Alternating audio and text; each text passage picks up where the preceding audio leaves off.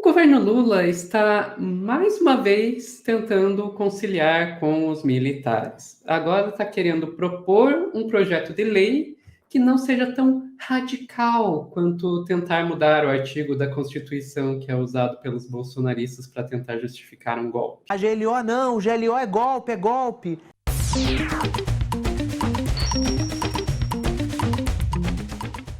Falei artigo que os bolsonaristas usam para tentar justificar o golpe. Qual artigo é esse? É o tal artigo 142. Vocês já devem ter ouvido os bolsonaristas falar do artigo 142, né?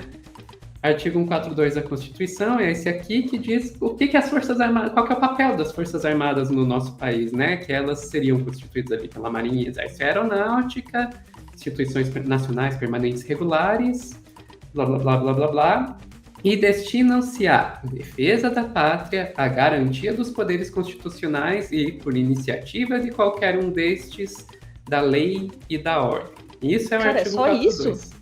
É só isso? É isso. Caraca.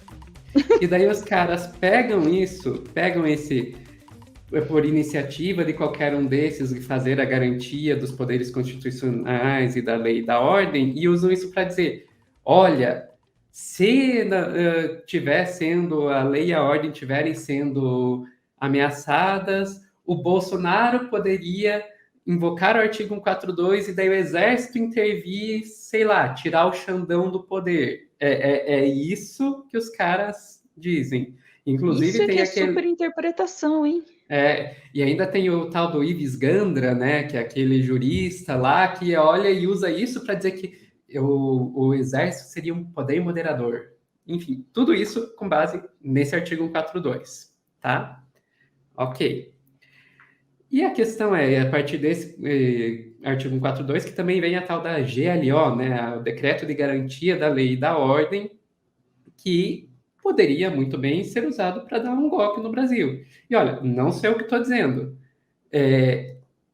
A gente teve aí, lembra lá do 8 de janeiro? Foi sugerido para o Lula, quando começou a invasão lá dos prédios dos três poderes, que ele invocasse a GLO.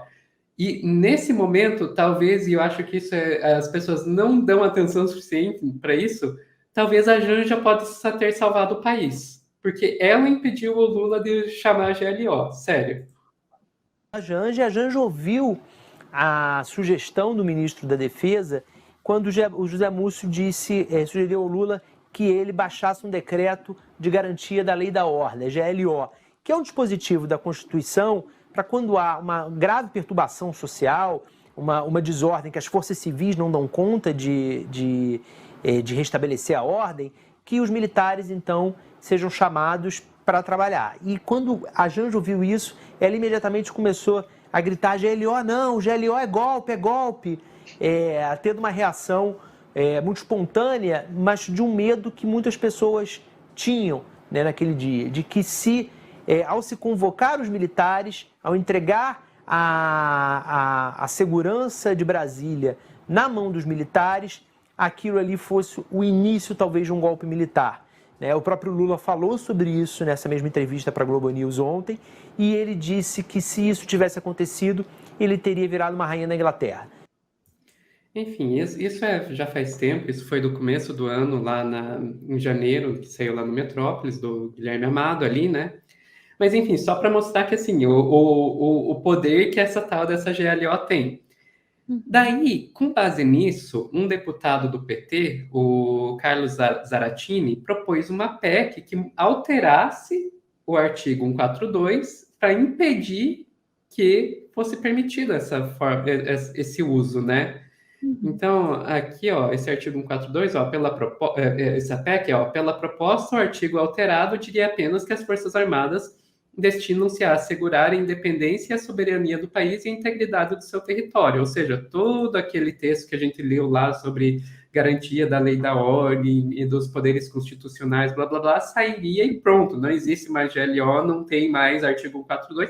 Acabou a ameaça golpista com base nesse artigo constitucional. Só que, Ana, sabe o que está acontecendo?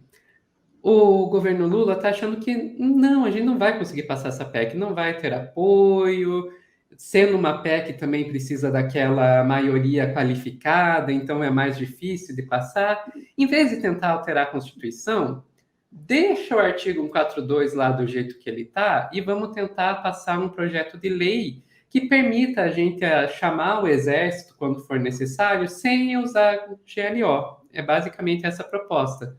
Vamos ver aqui na reportagem, Ana. Na Folha. O governo Lula prepara mudança em lei para limitar o poder de militares em crises. O novo texto veda operações de garantia da lei e da ordem e é a alternativa à proposta petista de mudar o artigo 142 da Constituição.